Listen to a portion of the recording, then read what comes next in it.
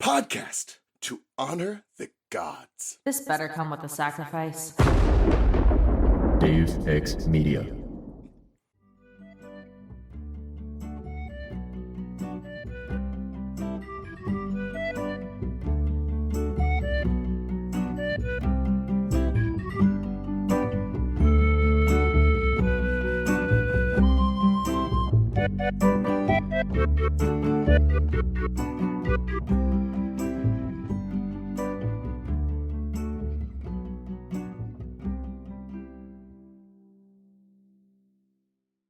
I know this might sound weird to people with, regular parents, but I'd only seen my dad 4 or 5 times in my life, and never for more than a few minutes. The Greek gods don't exactly show up for their kids' basketball games. Still, I thought I would recognize Poseidon on sight. I was wrong. The roof of the temple was a big open deck that had been set up as a command center. A mosaic on the floor showed an exact map of the palace grounds and the surrounding ocean, but the mosaic moved. Colored stone tiles representing different armies and sea monsters shifted around as the forces changed position. Buildings that collapsed in real life also collapsed in the picture. Standing around the mosaic, grimly studying the battle, was a strange assortment of warriors. None of them looked like my dad. I was searching for a big guy with a good tan and a black beard, wearing Bermuda shorts and a Hawaiian shirt. There was nobody like that. One guy was a merman with 2 fishtails instead of 1. His skin was green, his armor studded with pearls. His black hair was tied in a ponytail. And he looked young, though it's hard to tell with non-humans. They could be 1,000 years old, or 3. Standing next to him was an old man with bushy white beard and gray hair. His battle armor seemed to weigh him down. He had green eyes and smile wrinkles around his eyes, but he wasn't smiling now. He was studying the map and leaning on a large metal staff. To his right stood a beautiful woman in green armor with flowing black hair and strange little horns like crab claws. And there was a dolphin. Just a regular dolphin, but it was staring at the map intently. Welcome to Of the Eldest Gods, where we discuss Rick Riordan's role as our godly parent. I'm Raye from Cabin 12. And I'm Charlie from Cabin 13. And I'm Zach from Cabin 9. Ayo! Woo! How's it going? I heard a screeching bird in the background. Yeah, that's my boy. He's also from Cabin 9. He loves the forge. I know. Just, Absolutely. This bird makes weapons. He's like a canary in a coal mine. I just assume that canaries love coal mines, right? Is that how? I've never actually. That's why they're down there. Yeah, that's how that goes. That sounds right. Absolutely. Well, Zach, how you doing? Are you excited to be here? I'm doing good. I am excited to be here. I will accept my floggings and come out clean to the listeners that I did watch a summary of the Maze book, the one, wow. so that I could then read book. The first 2 chapters of this one. But let me say, I am happy that I actually read these 2 chapters because I liked them a lot. It was fun. Yeah? Are you sad and depressed because we had death immediately? I mean, by fun, I meant like, oh, look, this book series is like genuinely getting quite compelling. People are like the ramp up to danger and tragedy is certainly, I think, better than the other books that these books are roughly emulating. Okay, I was just about to say something about that. Because having never even finished the Harry Potter series, so maybe I'll do that someday, but probably not anymore, actually, now that I think about it. But, they just started to get so dour and unfun. Yeah, not only were they unfun, but it was like the conflict it felt a little nebulous. It was like, all right, Voldemort's back, and you gotta go find the pieces of his weird D&D lich body, but don't.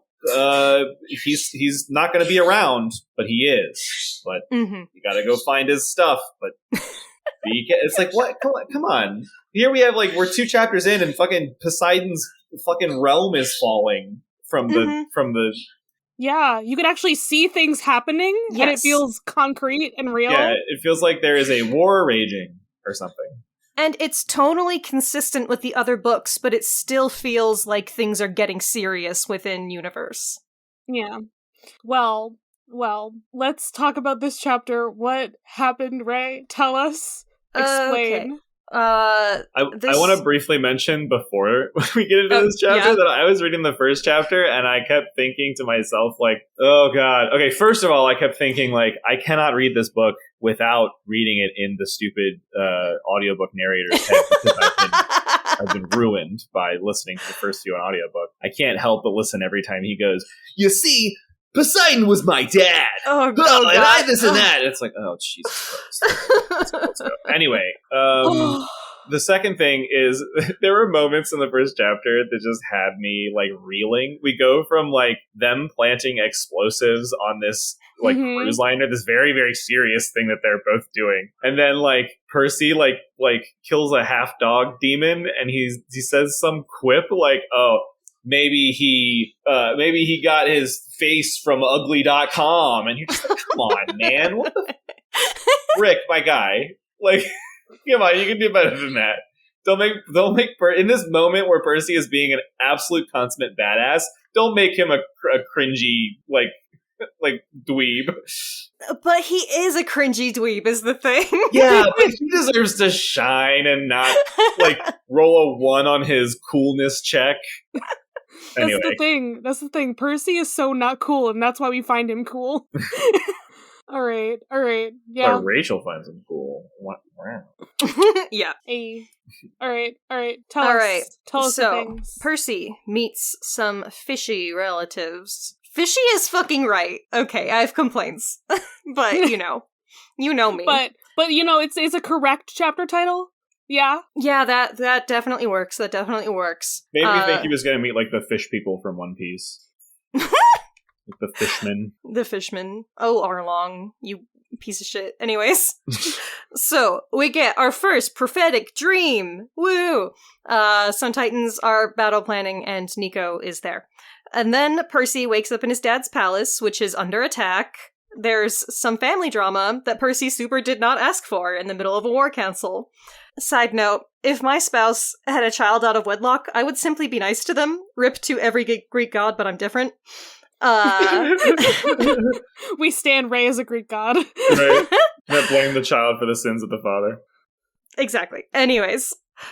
Poseidon is looking kind of old and shitty because Oceanus is breaking his house with big monsters.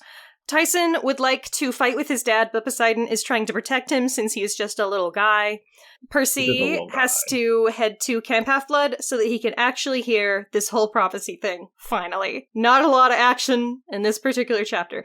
I mean, action, quote-unquote, because, like, the place is being attacked, but mostly it's just dialogue from Percy's perspective. I mean, hypothetically, like, if they were to do this in, like, nowadays you'd get to see the whole fucking thing in crazy 3D spectacle, but, like, back in the day when they used to make, like, books into series that couldn't spend a lot of money, it would be, like, shots of Percy, like, looking off into the distance, going, oh, and then, like, explaining what he's looking at instead of them actually showing it. Because there's armies of sharks devouring leviathans and fucking like giant squid things and giant like lasers piercing through the sky. At one point they mentioned that something burst into fire, and that really annoyed me because they're underwater.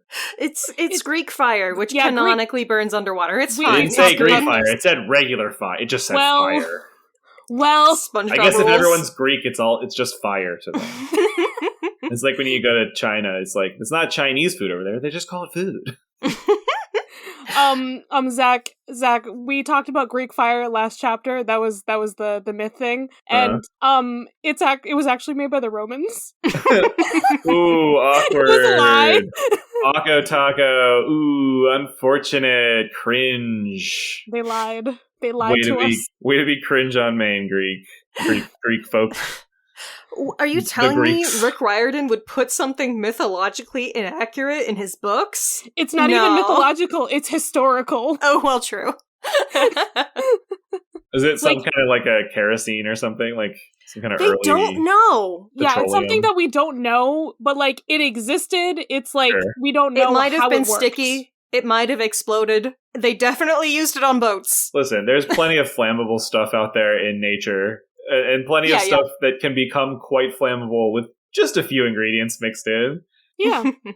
I mean, if people regularly make like pipe bombs in their kitchen sinks, I think the ancient Greeks could probably figure stuff out. Indeed. They did have pipes. They were just lead and probably were driving them slowly insane. It's fine. It's totally fine. Well, speaking of our myth section, it's time for In Case You Mythed It. So I got a few things here. I'm gonna try to do a speed run if possible, so we're not here forever. I believe in you, Charlie. You believe in me? See, what Alex does is on the I guess now defunct Patreon show that we're not doing currently because we both have very busy lives and no one is subscribed to that level, so no one's listening anyway. Oh no. It happens. But on that show, we would do, Alex would give me a minute timer, and I would have to get out as much plot of the thing we were talking about as I could in that minute, and she'd give me 3 or 4 keywords that I'd have to use. Yeah, I remember this. It was very good. So 5 minutes on the clock, Charlie. Go. No, I'm kidding. No, not happening. I can't. I need 10 minutes just to pronounce names sometimes. Okay, well, the first one's easy at least. It's, okay. Rick uses, a more ancient Greek spelling because it's got a K in it, but the Wikipedia has a C. It's Krios, whatever. It's this guy. He's a Titan. One of the original freaking Titans. One of the older guys. This guy has no character, actually. Literally the Wikipedia page is we have no clue what the fuck he is, but his name meant ram. So he's the one with the dumb ram horns. That's why he has the ram's horns. Yeah. That scene, my god. And he's so mad about it. It's he's one of the 67th percentile X-Men who have no have really shitty powers. Or the Spot was a dumb villain until Spider-Verse, and then he just suddenly became epic and awesome. Yeah. Maybe Horns Guy will have an incredible arc in the next book. We don't know. You never you know. two know. I don't know. I know things, but it's fine.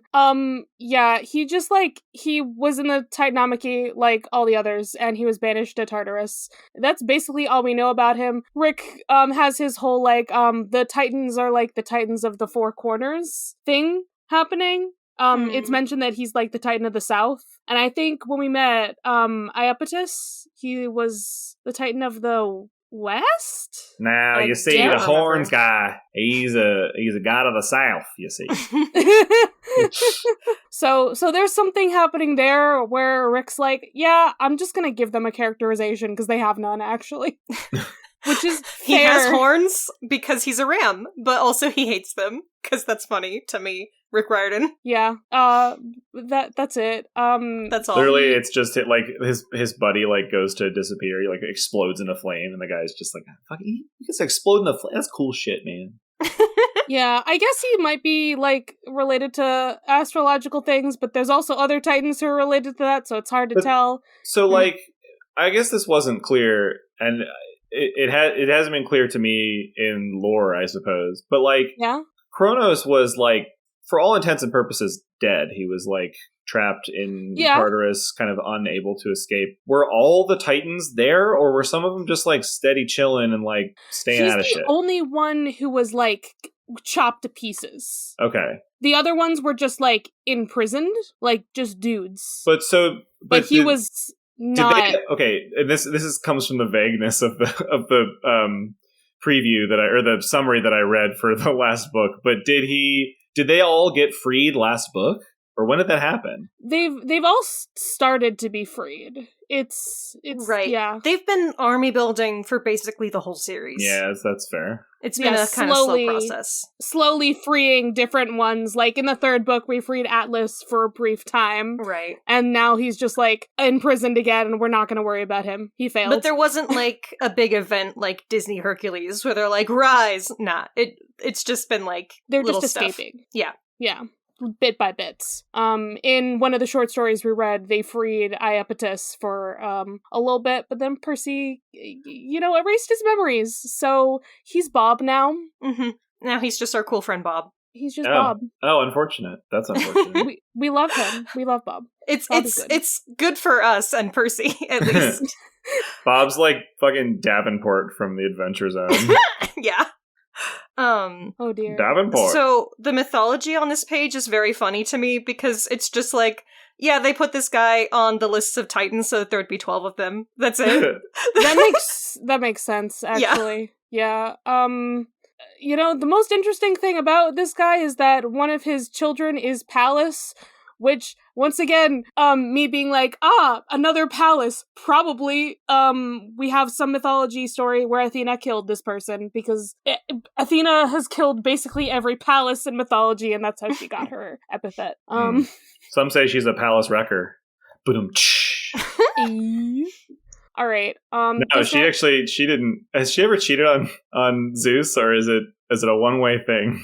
What do you mean? Like, Zeus obviously has a lot of mortal lovers. Does Hera ever take any? No. Yeah. As far as we know, no, because she's supposed to be the family person. So yeah, like, that's her whole thing. Yeah. You see, her female womanliness kept her faithful and. Yes, exactly. Yikes. You know, just like Penelope and Odysseus. Yeah. Yeah. Deeply unfortunate. Okay, this character was mentioned, like, in passing, but I just wanted to mention that why? Alright, sure. Okay. It's a dude who becomes a god. Melicertes was his name as a human, and then he's called Palemon, and he becomes like a water deity. Oh yeah, he's mentioned very fucking briefly. Yeah, very briefly, and he's also got a dolphin, which is why I'm like, sure. Dude, I gotta tell you both.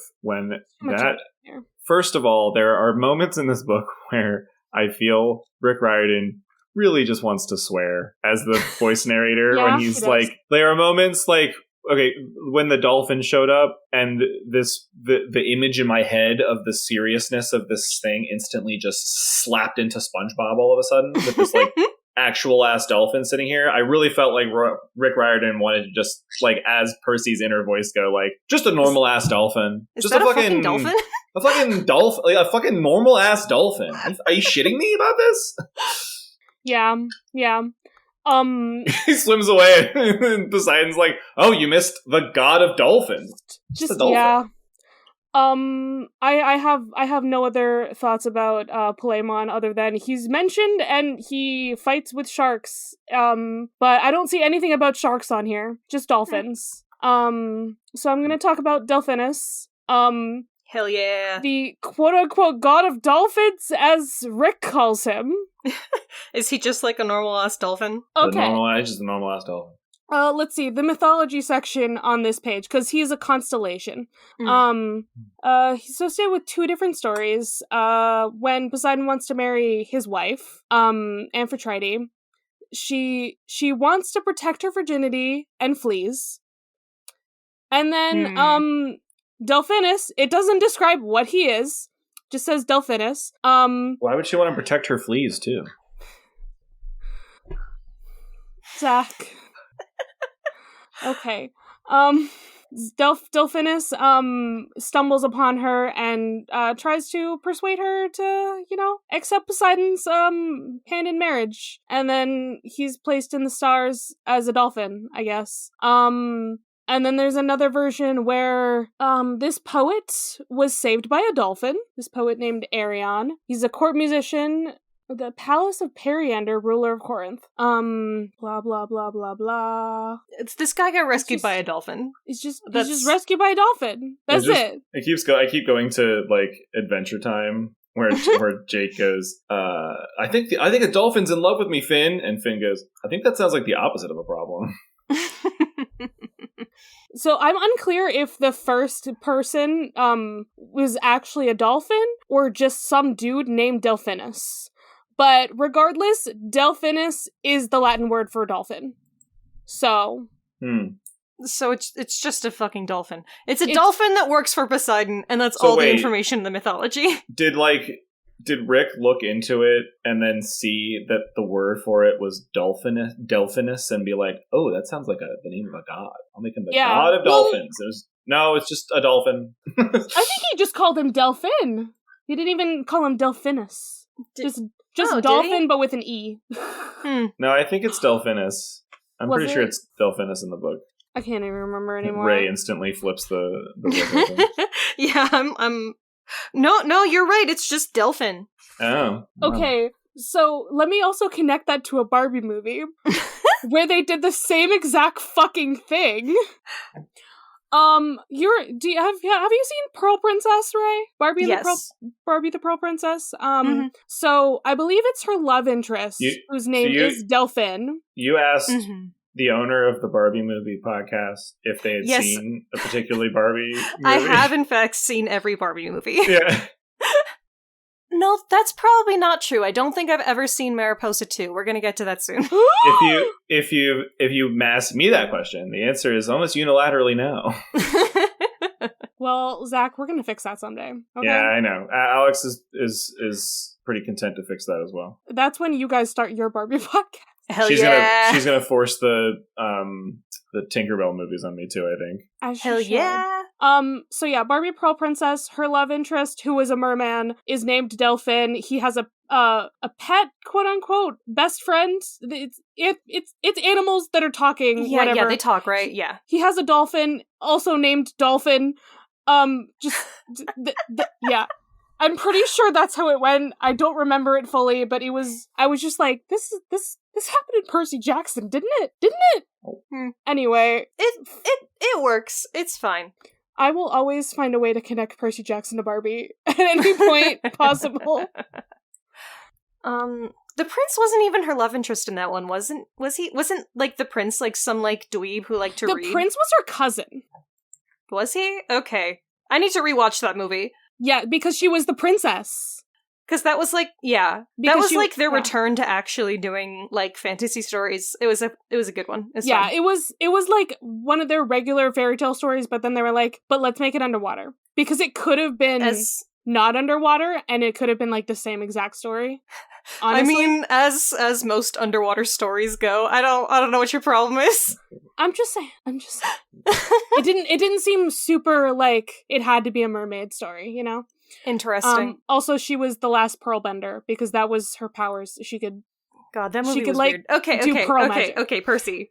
Anyway. Oh yes, tell me more about mythology. So there was a dolphin in the stars, and Rick was like, "Cool, I can use that." Yeah. Anyway, let's talk about Poseidon's wife. We already know he's got his, like, whole band of girlfriends, the Nereids. But, like, Amphitrite is his wife, so, she pretty cool. The goddess of the sea, queen of the sea, that's what it says. She's a little judgy to Percy, though. Indeed. I will say. She is. Every time, when she, like huffs and walks away, I pointed Percy to, like, lean over and be like, yeah, because I cheated on you, bitch. Like, it's my fault. Yeah. It's like, it's not. We don't have You're to do not this. in ancient Greece anymore. Yeah. If you're mad, divorce his ass. Okay? Right. You can leave. It's 2020. You have options, girl. Indeed. I guess it wasn't when the book came out. It was like, what, 2008 or whatever. But Hera should have become the goddess of divorce and then allowed all of the goddesses to divorce their husbands. You know? She would never. Okay, so she actually has a Roman counterpart because, you know, she's important enough. Cilicia. And she's also, like, the goddess of salt water. So that's pretty cool. Like, you know, really, really honing in. Goddess of the sea, seawater. The seawater specifically. Okay? As all of the Nereids, she is the daughter of Nereus and Doris. Although this also mentions Oceanus and Tethys, which would be kind of awkward, seeing as they're fighting Oceanus right now. True. Just a little bit. Yeah, and she actually has 3 kids with Poseidon? I'm seeing 3 children on this list, but Triton is the one, you know, that we all know of. Mm-hmm. The others are probably already off, like, fighting or whatever. Yeah, probably. Oh, are they... They're both daughters. Ooh, okay. Oh, good for them. Rhodos, who is the goddess of the island of Rhodes. Nice. The goddess of Rhode Island. It's never not funny to me. And this one whose name, let's see if I can say that. Benthesicami? Yep, okay. Benthesicami is what it looks like for some reason. Unrelated, but I could imagine like a Disney cartoon about like a coastal slice of life town, and it's called The Goddess of Rhode Island. I love it. Good. Beautiful. I mean, given the way that the mythology works in Percy Jackson, she probably does, like, get Rhode Island, like, grandfathered in. Mm-hmm. She's like, I'm sorry, that's in the name. They're like, it's that's literally fair. The Isle of Rhodes. It's mine now. That's fair. Ruled summarily in her favor. Gavel. Okay. Good boy. So, this is pretty cool. Amphitrite had her own, like, fucking cult? She's pretty important, actually. We love a sea goddess. Absolutely. Yeah. Huh. Boop ba doo ba doo ba doo. Anything else about her though? Like she's just a sea goddess and she's married to this man. But like, I don't know. I feel like it also makes sense to have like him be married to like one of, his girlfriend gang, because Nereus was like one of the like he's the old man of the sea. So he marries one of his daughters to make him more legit as a sea god, Wouldn't it suck for like the rest of them though? He's like, I'm gonna marry this one. You're all still my girlfriends, but this is my wife now. Yeah, well, she's the one who gets the benefits. Exactly. That sucks. I just have to it always takes me back to thinking what was society like that it was normal that they'd just be like, well, you had another child out of wedlock. Oh, you. Come here, I guess. Can I get some dinner? You're like, what the fuck? I mean, to be fair, I'm just calling them his girlfriend gang. But like that, they basically are. They're in his retinue. Is that what it's called? They're part of his posse. His harem. Yes. Harem anime harem. Like, that's why I'm like, they're basically a harem. They're part of his posse. It's a harem. If they were all into each other, at least then they, But that makes more sense. They're sisters. Oh, they're sisters. That makes less sense. Yeah, that's the problem. They're all sisters. There's so many levels how this isn't okay.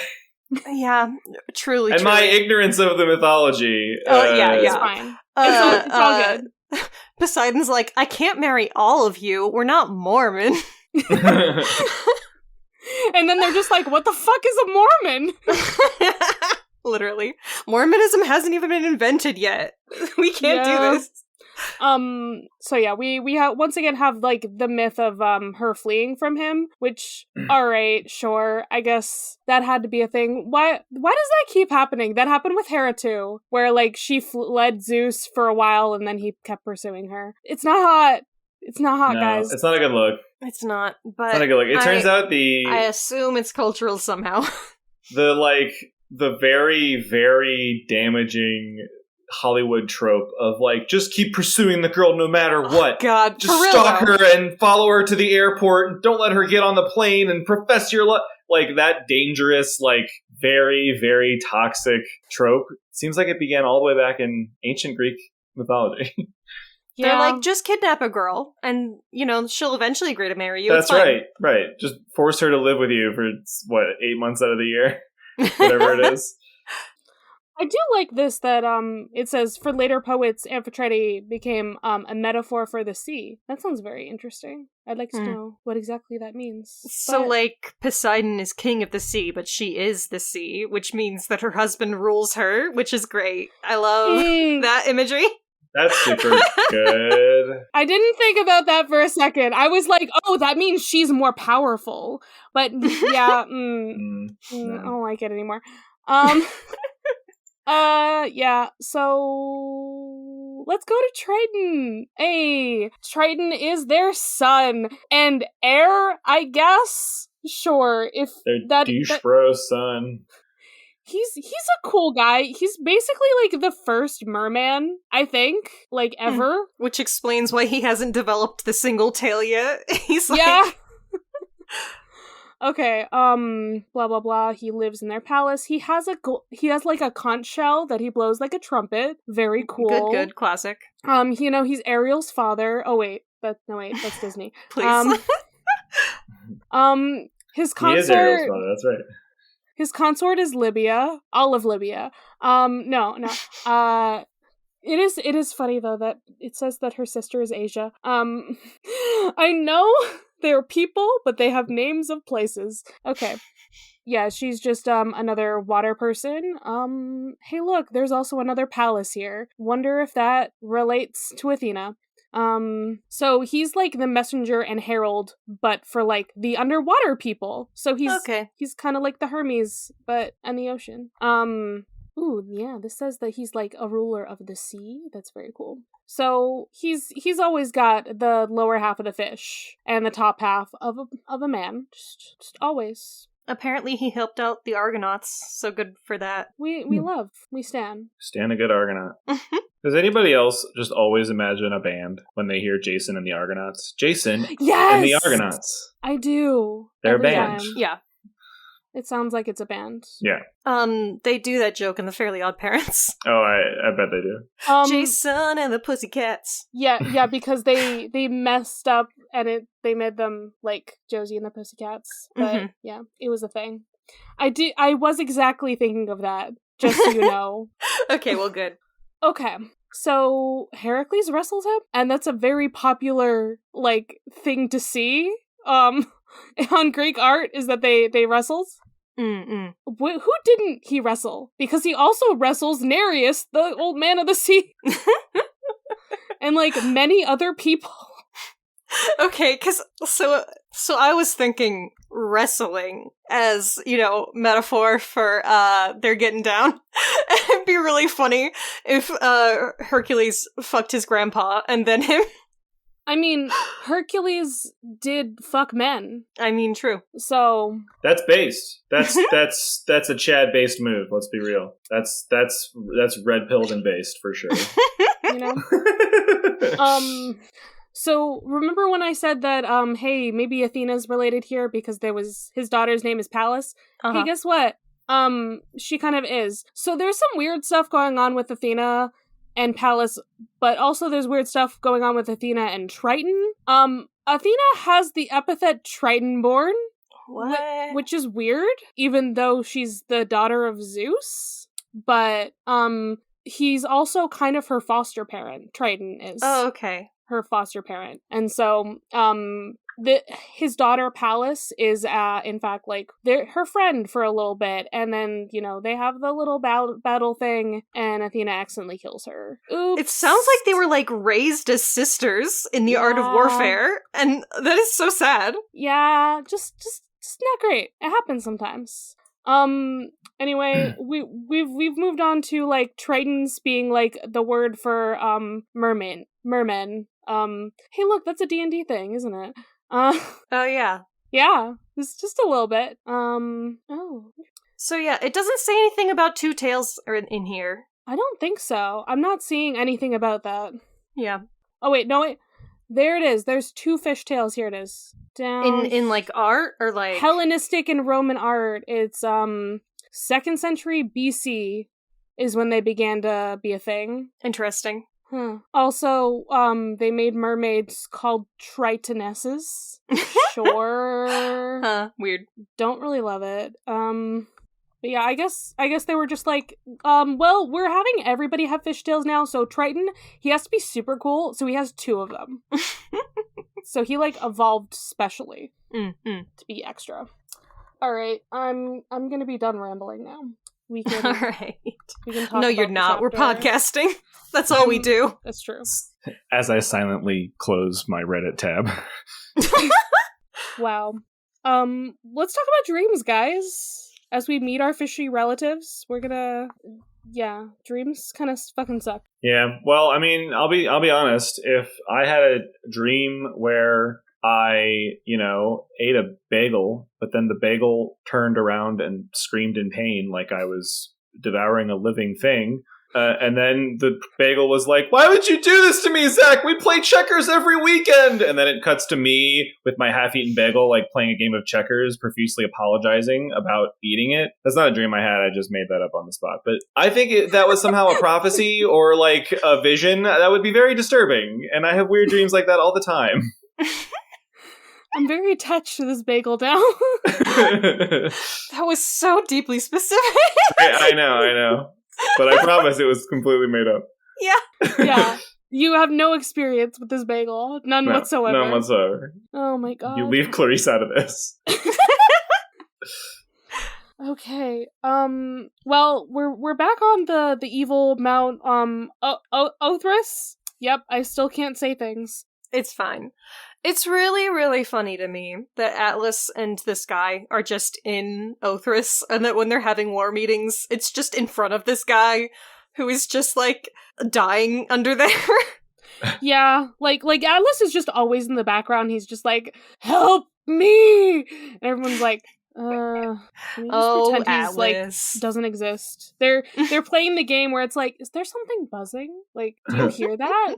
What's going on? They just pretend he's not there at all. Every time the Atlas screams, let me out of here, the, like, laugh track plays, because it's, like, his catchphrase. Oh, no. Oh, man. Poor Atlas. So we got, like, 2 pretty cool Titans here that we're introduced to now. They're not that cool, they're fine. Except one of them we don't know the name of yet. We have, Krios, who's the ram guy.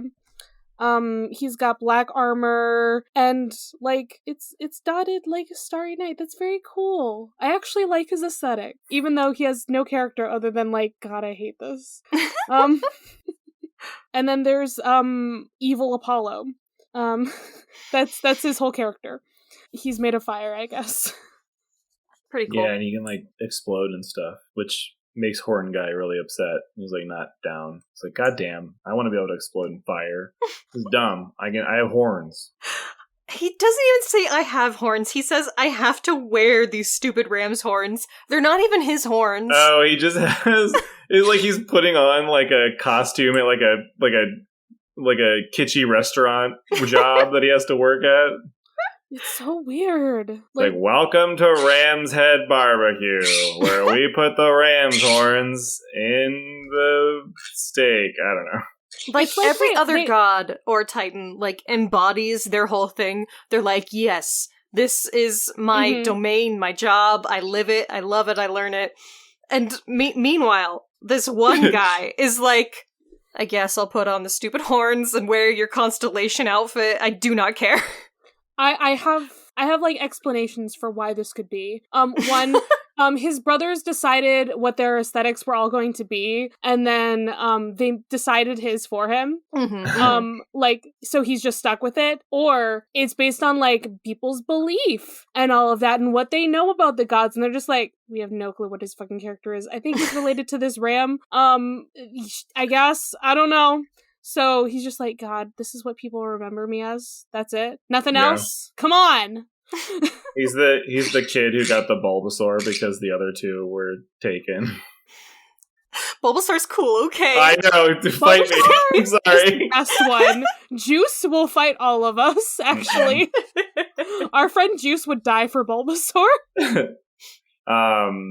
Yeah, like, imagine if Dionysus was just like, ugh, wine again. Jeez. Right? So lame. God.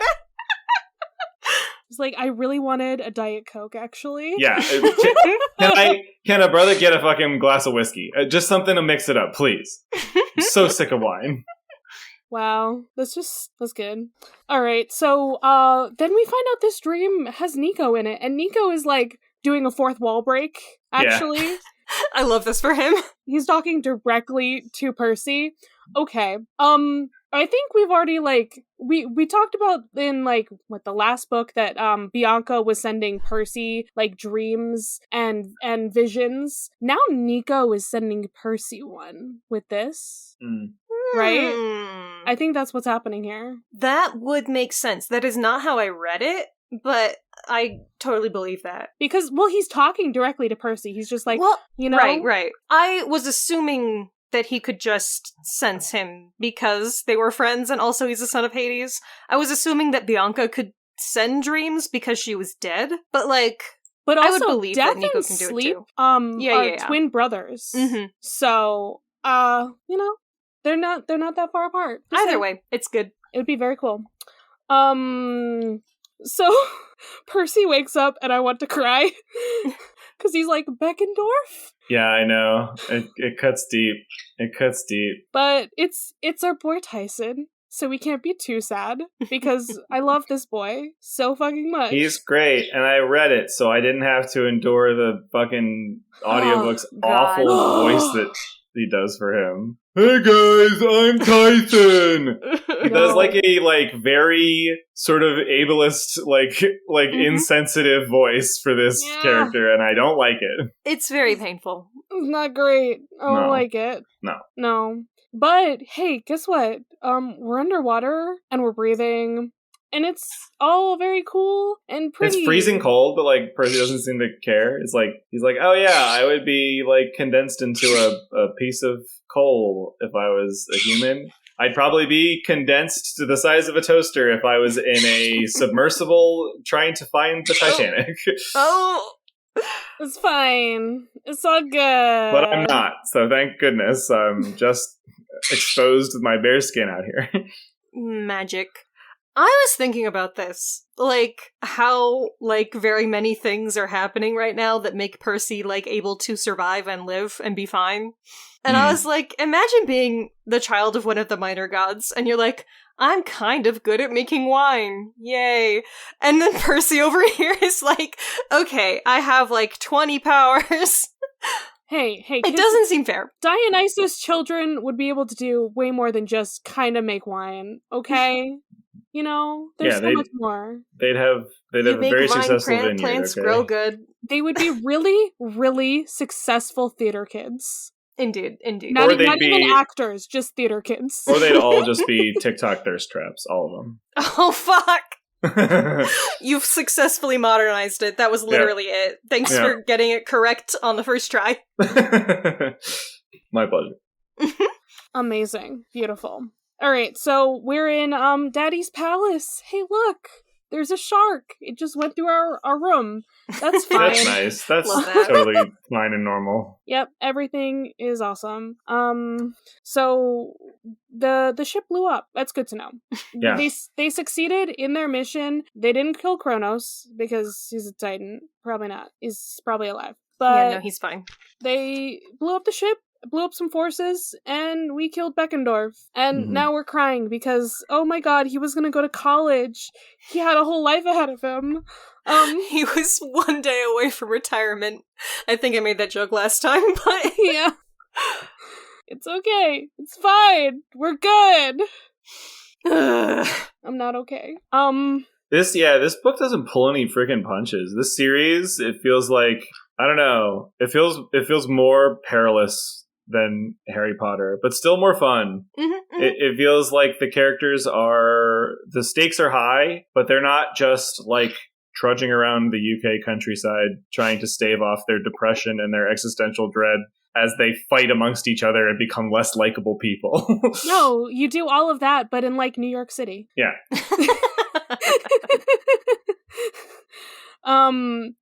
So Tyson's here, and we're gonna go see Dad now. Tyson wants to fight, by the way. And Tyson, he's really sad does. that he can't fight. He's upset. Yeah. He's upsetty spaghetti. He's doing his best. He's doing his best at what he does, but he could do more. He could do so much more.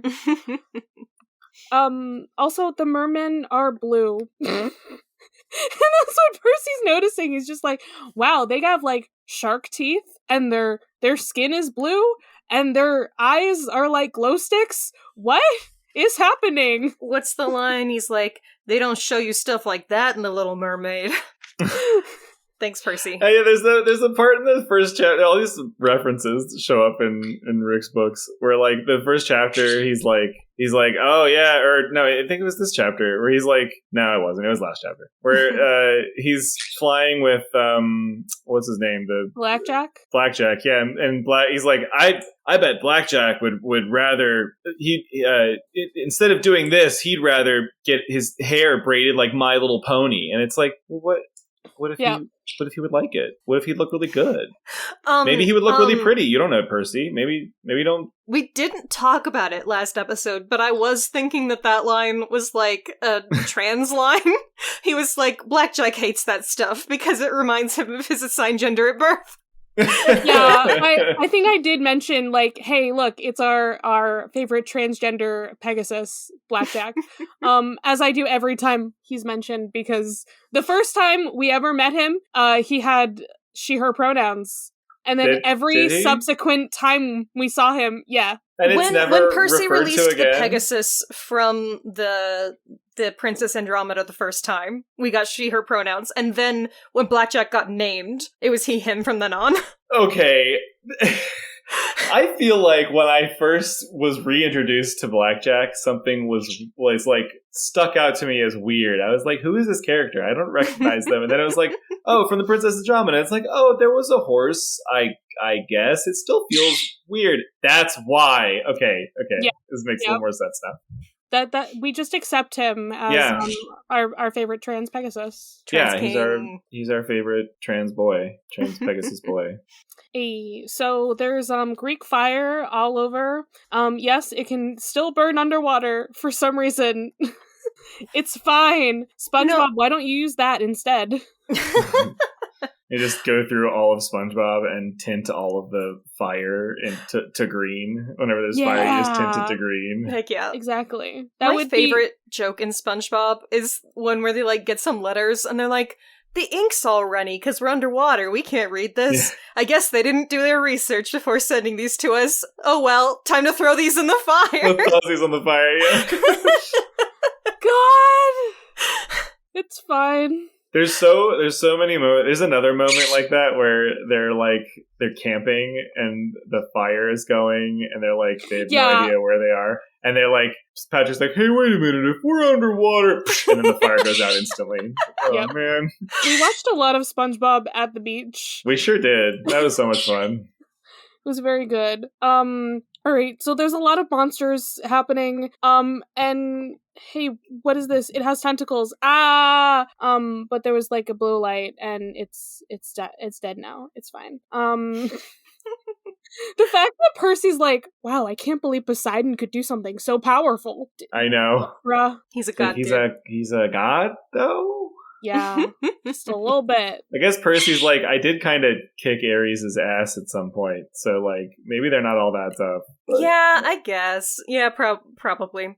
The way that I'm imagining this scene in our, like, low-budget live-action version is that Percy is, like, in an enclosed room, and you just, like, keep shaking the camera to make, like, it look like the room is shaking, like, whoa, what just happened? And they're like, a giant squid just attacked the North Tower. Oh my god. Amazing. So, yeah, Percy's like, I thought I would recognize Poseidon on sight. I saw no one that looked like, this, man wearing Bermuda shorts and a Hawaiian shirt. Nope. I don't see him anywhere. Were you expecting Jason Momoa? No, I was expecting Jimmy Buffett, but, he just passed away. Too soon! R.I.P. Jimmy. The bar next to a block away from my house had a burger special that night. Cheeseburger in Paradise. Oh. I sure as hell got that burger special. It was good. I hope Jimmy is having his cheeseburgers in paradise. He should. Absolutely. Guys, the vocalist from Smash Mouth died 2 days after that. Yeah, what the fuck is happening? Stop it. This happens almost every year though. We go through this period of they just keep dropping like flies.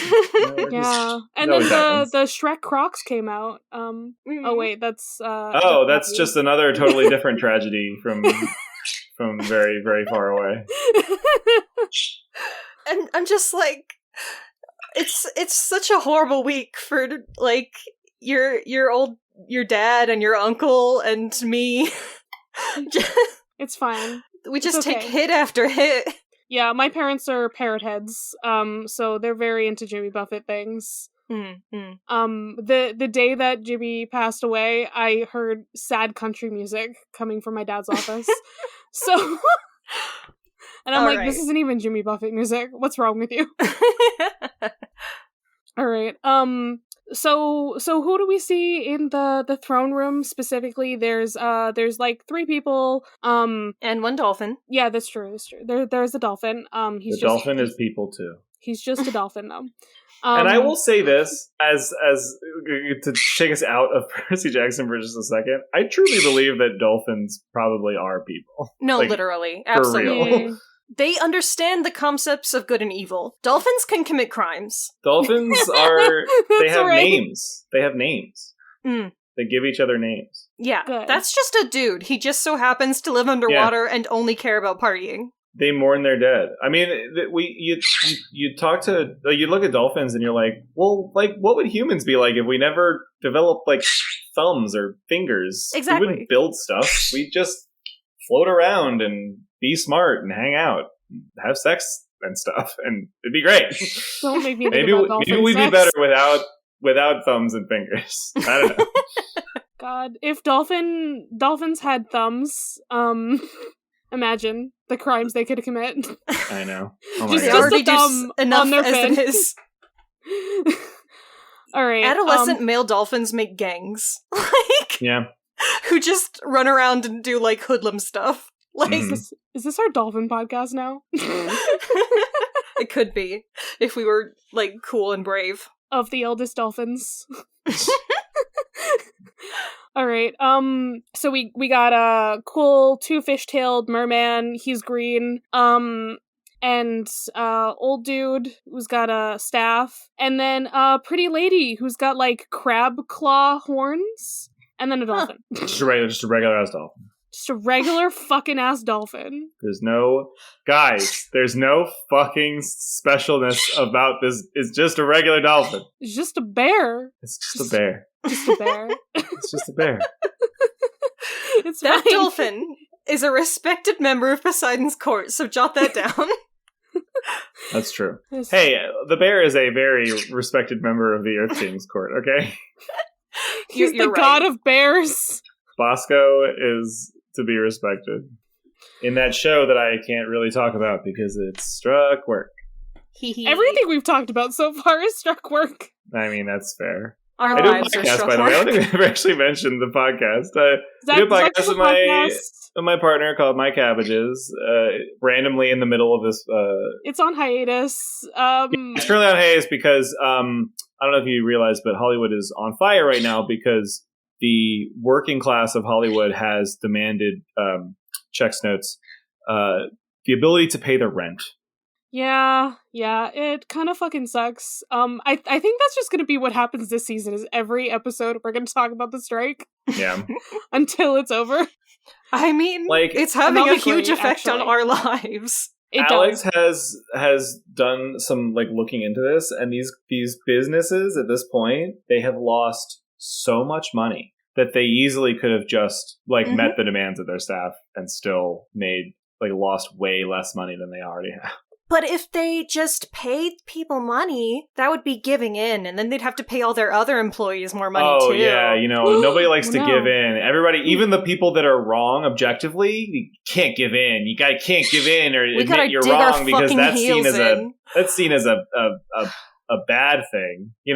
We would rather starve our employees. Listening to another point of view and going, "Oh, I was wrong about that. I should change," is considered a bad thing. You gotta dig in your heels no matter what. Capitalism. Growth? No way. Fuck capitalism. Fuck this world we live in. And listen, I'm crazy, but like I truly believe, you are. And I don't think this is. Yes, I am. Thank you. I don't think this is a stretch either. That like if you paid your staff more and gave them more free time, the art would be better. It would be better. Yeah. But you see, they could not give less of a shit about the art. They would like to make so much money. Yeah, but the art being better will... I mean, this is... I know this is a thing that doesn't correlate with a lot of fucking crazy business folks, but like, the art being better does lead to more sales. It does. Because then people trust your brand and your business. Yeah. Do you think that, like, Baldur's Gate 3 is just, like, tapping in on, a thing? Like, oh, yeah, that game from the 70s, Dungeons and Dragons? Oh, yeah, that sure is carrying the license. No. Game's just really fucking good. And the reason why everybody is buying it is because everybody has heard the hype and they can't stay away from it. It turns out that when you make shit that's, like, really fucking good, people like it and they buy it. Raye, I need you to stop spitting nonsense. I need you to stop not making any fucking sense to me right now. That's pointless. We need to just cash in on whatever the newest trend is, shit out the barest thing we can consider to be a movie as quickly as possible, and make a bunch of money, and then flip it and do it all over again. The problem is that model is profitable enough that they're just gonna keep fucking doing it. Yeah. If Hollywood goes down because of this strike, good fucking riddance. Yeah, seriously though. We'll survive. We do not fucking need you. Pay your workers. Anyway, especially nowadays, you see so many things on YouTube of like, oh look, this almost photorealistic like animated short that I made myself in Unreal in like 6 months, and you're like, the barrier to entry is so low. We don't need a big crazy corporate structure with vertically integrated networks of people. Like, you can make art on less money now. I hate seeing takes that are like, culture is like fading and no one cares about art anymore. Yeah, it is if you do nothing but watch Marvel movies and Star Wars movies all fucking day. It has never been easier to make something that like speaks to the heart and like get it out there so that people can see it. Look at all the proportionally like biggest blockbusters we've had in the past. Like, not proportionally, I guess, because like whatever, you spend however many hundreds of millions on the newest Marvel movie, and yeah, it's going to make all of its money back and then some. But like, we've had movies on shoestring budgets make hundreds of millions of dollars. Movies like Everything Everywhere All at Once. Movies like 10,000 Years of Longing. Movies that are weird and strange and have their own mythologies and their own lores and aren't based in some big referential universe. Not every movie has to be fucking Space Jam 2.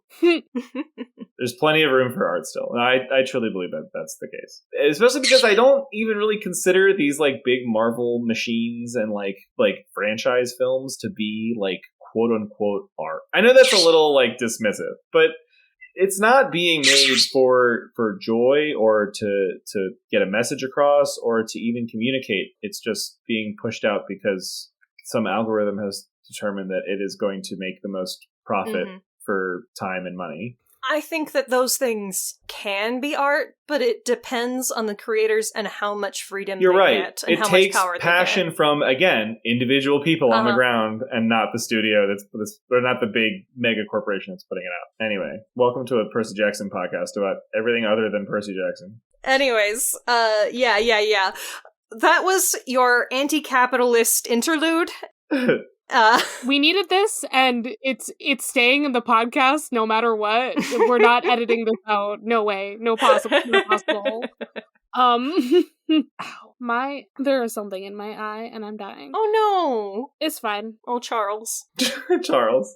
It's fine. I had wanted to like just say a little thing because me and my little nerdy mythology brain, I'm like, oh, I love that they actually gave Amphitrite the crab horns, because like that's actually something that you see on Oceanus a lot in art. Him and I believe his wife too. Like the older sea deities have crab claws as horns. Interesting. And so like I guess since that's her lineage, she would have those too. It was like nobody had seen a crab before, but they saw some crab claws that washed on shore, and they were just like, "What are these like? These like hats? I don't get it." Well, I think it's more like, "Hey, we want to have like horns or something for like this, this sea deity. Like let's add some like weird shit into this sea deity to be like, hey, crabs are from the sea." Just give them, throw them on their head. Just give them horns that are shaped like seashells or something.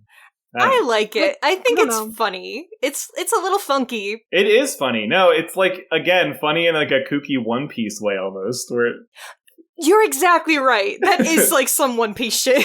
Yeah. Like Poseidon goes and picks up his giant cartoony snail and just like starts talking out of it.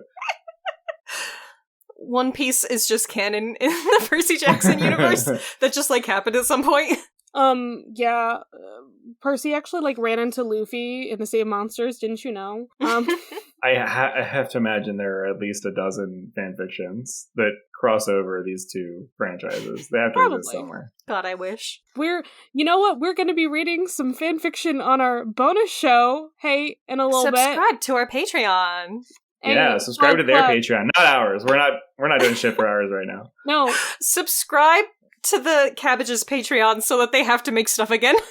Yeah, do it. Subscribe to their Patreon because they reviewed movies that nobody likes. No, stop keeping us honest. Stop it. Reverse psychology. Now we'll have like 10 new patrons tomorrow. Nice. Absolutely. All right. So yeah, Percy realizes that this man talking about legions of sharks is actually his dad. This old fucking man. He just looks 40 years older. He's a god. He can look however he wants. But see, it doesn't seem like he wants to look like this. He's just, being physically attacked right now. But he can't look how he wants. That's what he's trying to say is, like, if my realm is fucked, then, like, my appearance is fucked. I'm sorry. Okay, you know what I want to relate this to, actually? So in Sailor Moon, in, like, what was it, season 4 or something? There was, like, stuff happening to the Earth, as it always does, but it started affecting Tuxedo Mask, like, so much, because remember, his life force is tied to the Earth. He was the prince of the Earth, so, like, his physical state started, like, representing how the Earth itself was. And I don't know, it reminded me of that. Semi-related, but, like, how fucked is it that, like, Sailor Moon is the leader, but she's like a moon. She's not even a planet. She's not even one of the main planets. She's like a moon of the planet. Like, she's cool. It's like if Phobos was like the leader of Jupiter instead of Jupiter. Anyway. I mean, Venus is technically the leader in the manga. Just saying. Oh, okay. Well, Moon is still the princess, but Venus is the leader. But Charles, what's the name of the show? See, it's all Earth centrism that doesn't respect all the other planets. Yeah. Do you not know about the original manga, which was codenamed Sailor V? Sailor Venus was supposed to be the main character, and then she thought up Sailor Moon. Boy, I just got served some lore. Because you're right. I've seen the first episode of Sailor Moon, and you're right. She is like Usagi is like super hyped about some new Sailor V video game. Yeah, all of that's, like, basically to reference the fact that Sailor V was before Sailor Moon. All right. So Percy Jackson. I do love Percy's ADHD bluntness coming in hot here, though, where he's just like, wow, why do you look so old, Dad? Basically. Yeah. God. I feel it. So Percy's dad now looks like his grandpa.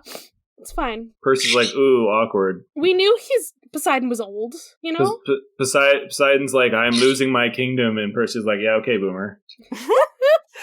Alright, Poseidon introduces Amphitrite, and she's like, excuse me, I'm leaving. I have to go fight on a battlefield, because I would rather be in a war than in this room talking to your other son.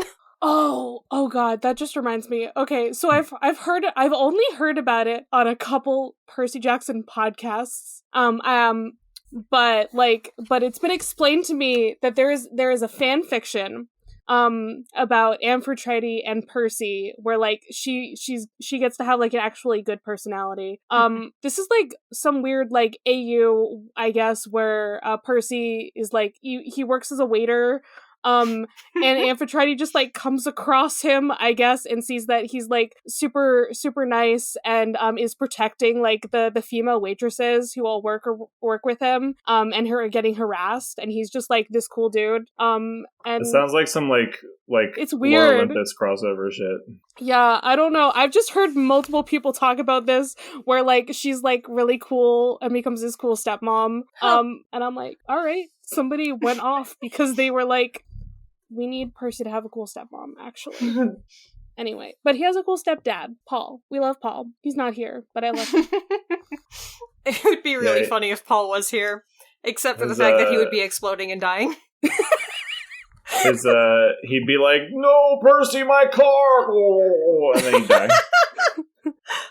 Oh my god. Okay, so it's just, this is the most awkward family, like, anything. God, so bad. Also, yeah, we did meet Delphin, the god of dolphins. He outie. And Triton, Poseidon's son and heir, who refers to Percy as Perseus Jackson. Come to help at last. He's like, you're a deadbeat, Percy. You're a piece of shit. Get out of here. Perseus Jackson, trying to be a normal human boy instead of being here, taking on the family business. Well, we don't all have two merman tails, Triton. Some of us have legs. Triton's like, I got two, because it's better that way to have two, you know? Does he also have two dicks? That's the joke I was making, yes. Good. I'm also still confused why Poseidon had a staff, and then he turned it back into his trident. I don't know why that was a detail that happened here, but alright. But he's just like, I love how he just kind of like throws it up and like destroys a sea serpent up above. But he turns it into a million goldfish. Bruh, those are freshwater fish. Oh, and they're gonna instantly be pulverized by the pressure. Oh no! They're just gonna turn into like fleshy pouches of just like little water balloons. I mean, unless you turn them into like the fun cheesy snack goldfish. Then you get all soggy and gross. Either way, you don't want them. I wonder if Percy likes to eat goldfish. Anyway. Remember when the people on the internet just swallowed goldfish whole? The fuck? That's a thing people used to do, is just like film themselves just swallowing goldfish. What the fuck? That's so fucked. That's like worse than the Tide Pod challenge. Yeah, for real. I don't like that shit. No, it's really bad. If you do a Tide Pod challenge, at least you're only killing yourself. Do the goldfish like swim down your throat? Don't say that to me. I don't like it. I've seen someone like swallow a goldfish and then like show their like mouth and open their mouth and stuff, and then like cough the goldfish back up into a glass afterwards and like swam around. It was fine.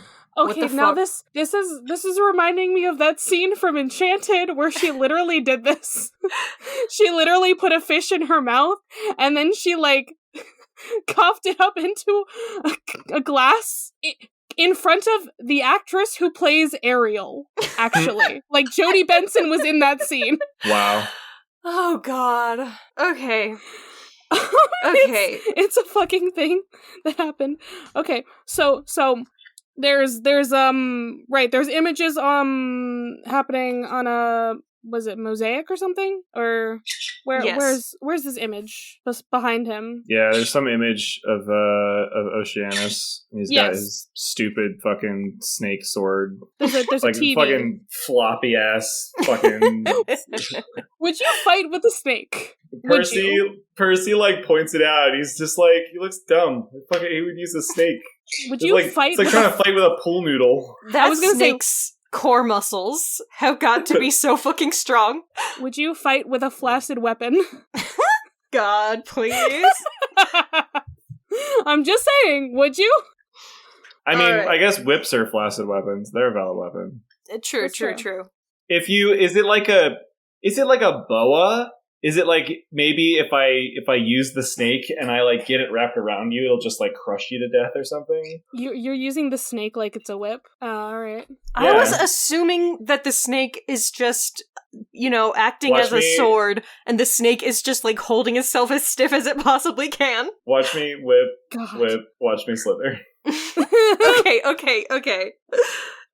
Oceanus was neutral in the first war, but this time he's certain that the Titans are going to win, so he's sided with them, and he's causing big-ass problems. Yeah. We look out into the distance, and we see Brary's having a fight with a lobster. Just a lobster. Yeah. This is fine.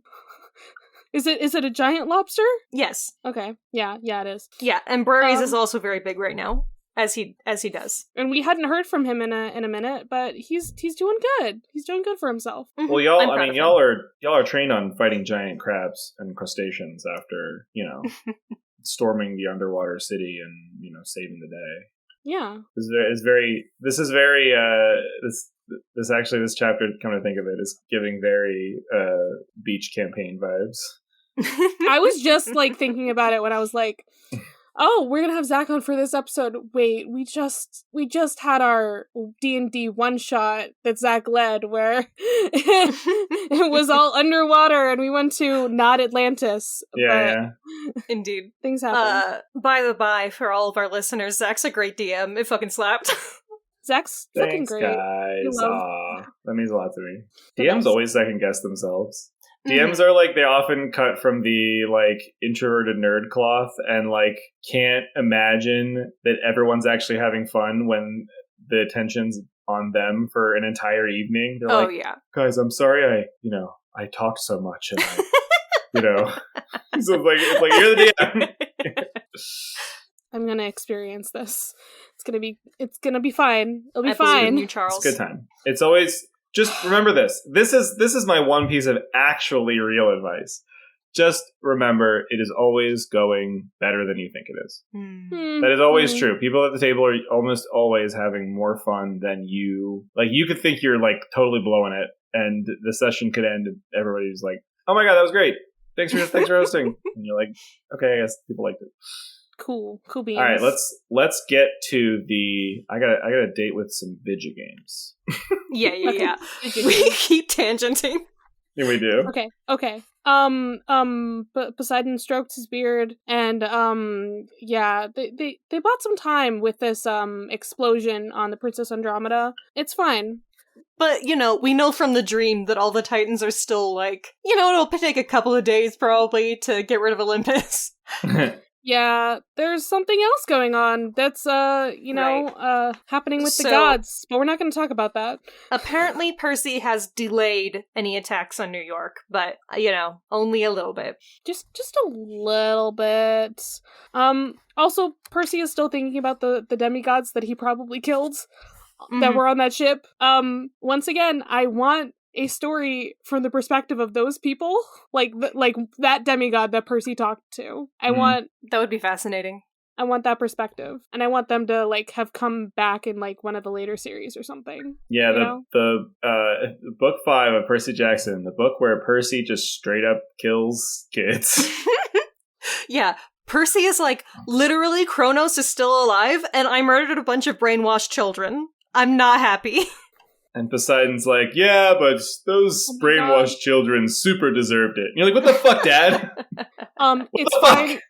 It's fine. MC doesn't listen to this, but Percy literally murdered the younglings. I was about to make that joke too. I was totally going to make that joke too. Yeah. So Percy offers to stay and help.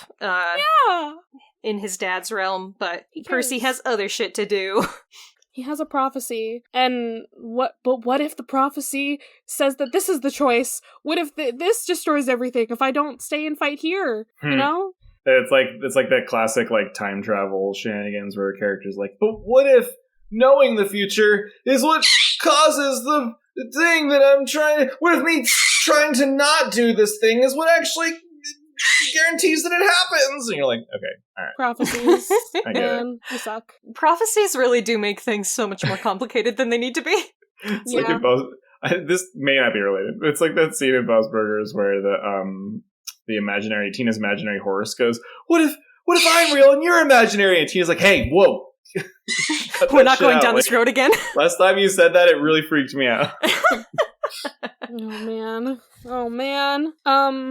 So yeah, Tyson has to go back to the armory. And since he can't tell Poseidon, "Hey, Daddy, I want to fight," Percy's like, "Let him fucking fight. Let him do it. Come on.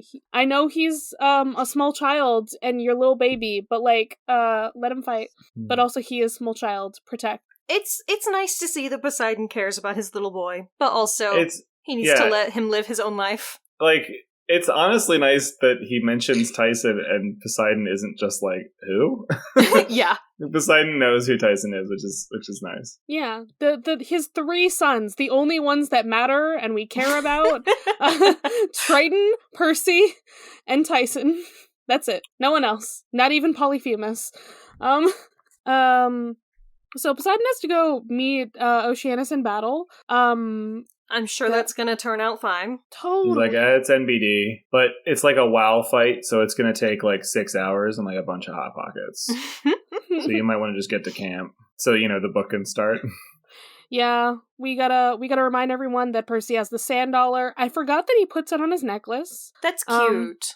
Yeah. More And things end up on the necklaces as time goes on. It's weird. We once again are reintroduced to the concept that like Percy Jackson is supposed to be about this like whimsical book series about this kid who goes to summer camp and is a god while he's at summer camp. And then you realize that like almost every book he's in summer camp for like one chapter.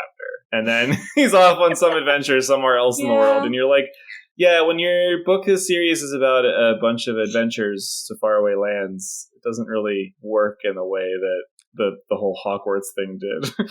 Right. I mean, so like the fandom is still just like very focused on the camp thing because we all love it. We all love Camp Half-Blood. It's very and like interesting. the vibes.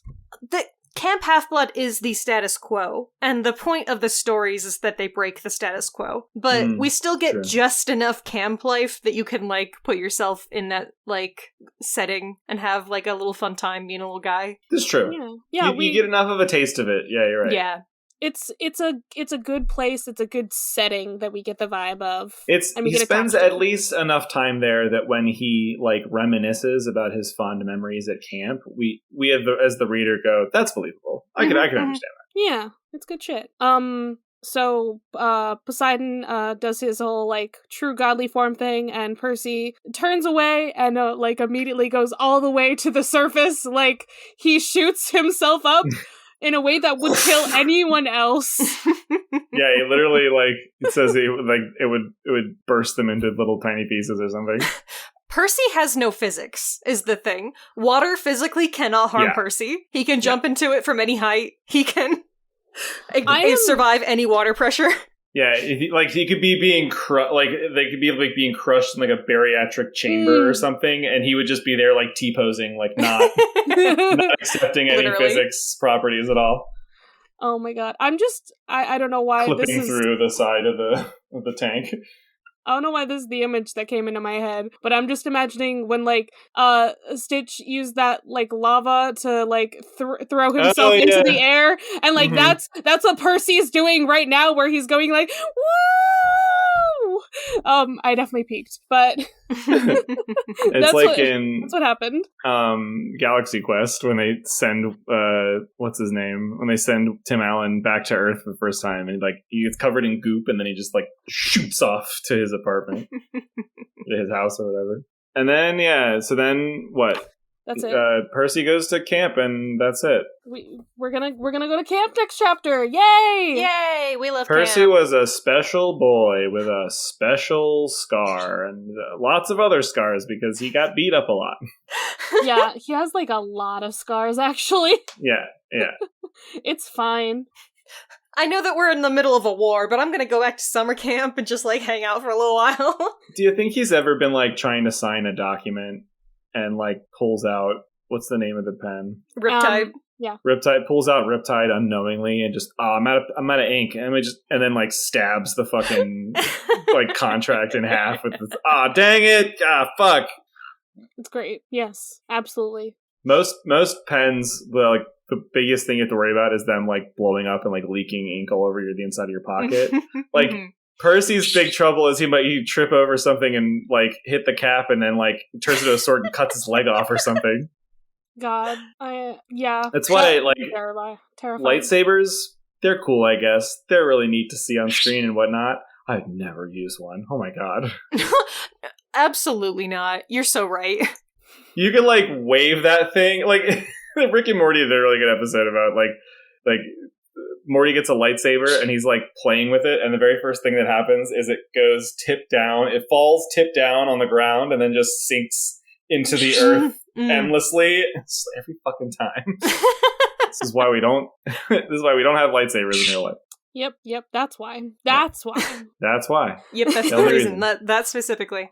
All right. Well, we've done the chapter, y'all. Zach, What's happened? I know we kind of plugged my cabbages in the middle here, but Yeah, we do a podcast about a certain show about bending elements that I can't mention because it's struck. But our past episodes that were made before the strike are totally fine. You can go listen to them, and it's cool. And it's about a show that everybody loves, and we want the strikers to get what they want so that they all can do what they really want to do, which is go back to making more of it. We have a lot of fun. We go episode by episode, and we make a lot of goofs. And the first season, particularly, is very heavily edited. That doesn't stick around because I lose the passion. I love all of those. They were so good. But the new stuff is good too in its own way, and it's all good stuff. So go and listen and enjoy. We're also going to be streaming Baldur's Gate pretty soon on our live stream channel. If you want to go check out our live stream channel on Twitch, we'll be broadcasting that in the coming few weeks. We'll be putting out announcements and stuff for that kind of thing. It's going to be a lot of fun. We're going to be doing it with a streamer friend of ours, Honey, who we love to pieces, and potentially a fourth if she could figure out how to get it running on her computer. It's being a struggle at the moment. But yeah, it'll be a lot of fun. So come check us out. And we're alive, we promise. We're just not making a podcast because a very important thing is happening right now. Yeah. Rip to the bits as well. Yeah, right. Mm-hmm. Sadness. Plugs. We can plug things that aren't Struck work. We can still do that. I'll plug what I plugged on Tina's podcast, a book that I just finished that I'm currently reading the sequel to, called A Long Way to a Strange and Angry Planet by Becky Chambers. I love it very, very much, and Becky is becoming one of my favorite authors. Excellent. Good shit. I've been reading the manual to Monster of the Week, which is a tabletop RPG. I love that book, or that system. It's so much fun. It's really well written. It's very well designed. It's a lot more storytelling mechanics than fighting mechanics like D&D. I think it would be a lot easier to run than a D&D campaign. It is. It is, and it isn't. It is because you have it's less of a barrier to entry. You have less pages to read before you can competently host a session. But the thing about Monster of the Week that I think it doesn't really go into in the book is that it is a bigger mental load on the DM because you are creating much more of the world and what's happening from whole cloth. In D&D, there's a lot of rules and preset systems that you can kind of just let the dice handle things, for example. But in Monster of the Week, almost every turn, the DM has to make some kind of clever narrative choice about what happens. True. Because D&D has so much established mechanics and lore, while Monster of the Week explicitly is okay, if your players want to do something with magic that you decide is too difficult for them to just do, then make up a way for them to do a spell that sounds difficult enough. Right. It's you just have to, manicure the boundaries of your world so that your players don't run amok. Yeah, the point is that you, the DM, create your own lore as you go on. Yeah. The comic I've been, low-key working on and off for the past 2 years is based on an old Monster of the Week's campaign that I ran. Hell yeah, that's fun. Nice shit. What about you, Charles? That's the third time I've called you Charles. Now I'm summoning you like Beetlejuice.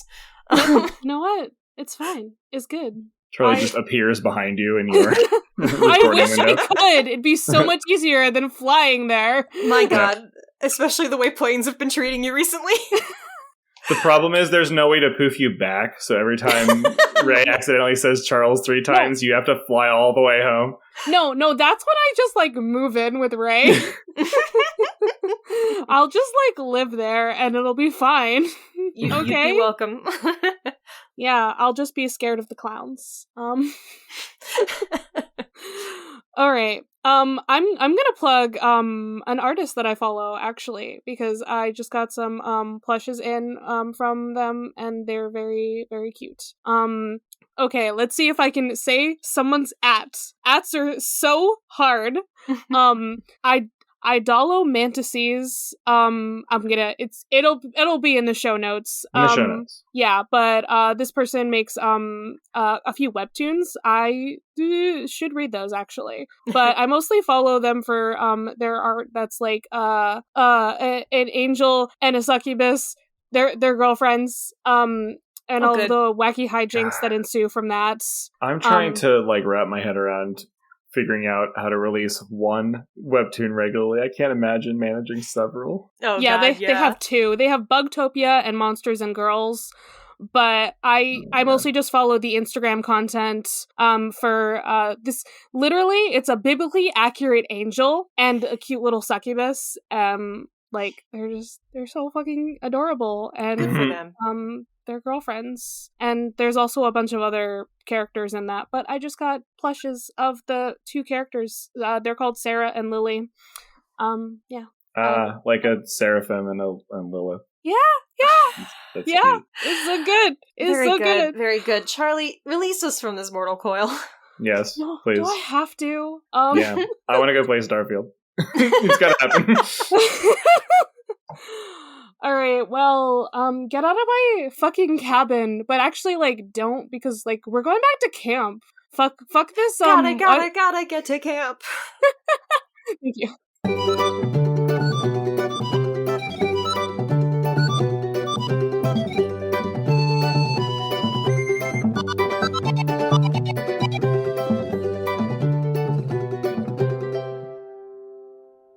Hi, and thank you to everyone. Thanks for listening. Thank you to our Patreon supporters for everything they've done for us, and a huge thanks to Matt for being our God Complex patron. You can follow this podcast socials at Of the Eldest Gods Pod on Instagram and Tumblr, and at Of the Eldest Gods on Twitter. You can send us an iris message through oftheeldestgodspod@gmail.com. If you'd like to support us financially, join us at patreon.com/oftheeldestgods. By becoming a patron, you can join the Deus Ex Media Discord server, where you'll be able to chat with us and other listeners about episodes and anything Percy Jackson related. Our $5 patron tier also gets you access to Against All Odds, our monthly bonus show. There, we'll talk about a wide variety of topics, which usually have something to do with mythology. No promises. You can check out our merch store on Redbubble to find custom designs made by Charlie. Or if you cannot or do not want to support us financially, we'd really appreciate a rating, a review, or letting your friends and followers know how much you love the podcast. That really helps. You can find me, Raye, at HeyHeyRaye, spelled R-A-Y-E, on Twitter. If you want to hear more from me, check out Barbie Movie Slap, a podcast where my co-host Ted and I discuss Barbie's cinematic universe. That podcast Twitter is at Barbie Slaps. And you can follow me, Charlie, at GreenPixie12 on most platforms, but on Twitter I'm at GreenPixie123, which I'm totally not salty about. I also have an art Instagram at GreenPixieDraws. I sometimes do the YouTube thing on my channel, Charlie Mac. That's M-A-C-K. Our music was written by Isabel Strauss-Riggs and recorded and edited by Ian M. Riggs. You can find Izzy at Kane_I, that's I as in the body part, on Instagram and Twitter. She also currently makes video essays on the YouTube channel Kane I.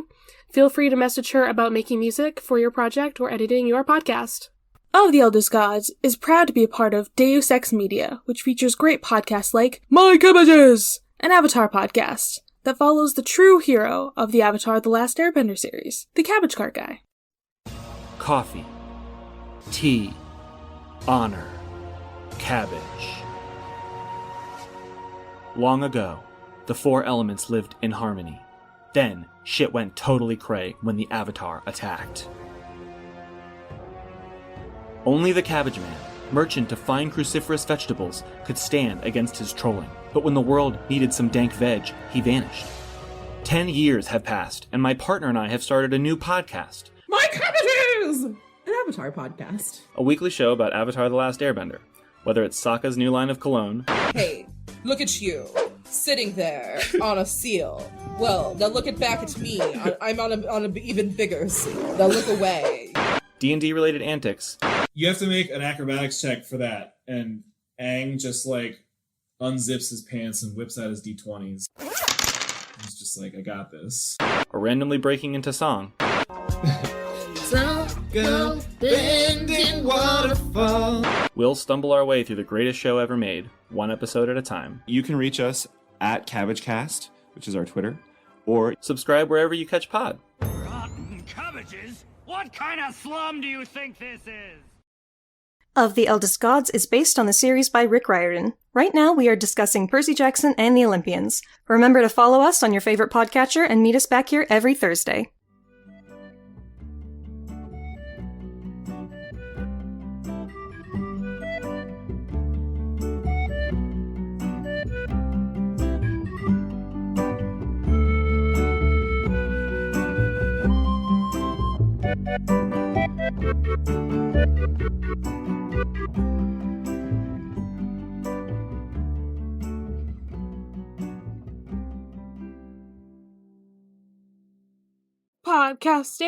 Podcasting. I don't know why. That's just how I am today. My brain was just like, do I have all my tabs open? I've forgotten how this show works. It has like I've been too entirely long. forgotten what's happening. No, me too. But I also have so many fucking tabs. All right, let's start this bitch. Zach, you're cabin 9. Yes, I am. Cool. The listeners feel can't see this, but Rory is like cleaning my teeth right now. He's giving you kisses. Don't eat him. No! Don't eat him. He likes it. He's like, thank you for preening me. Yeah. Unless you're gonna feed him like a mama bird. That's what you should do. It's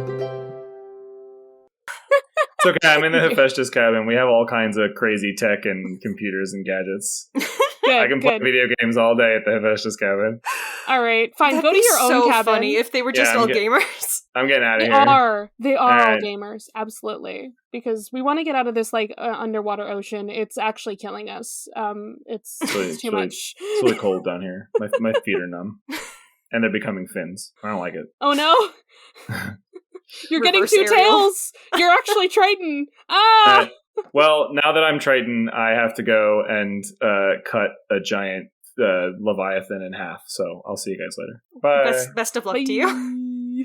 Bye. Deus Ex Media.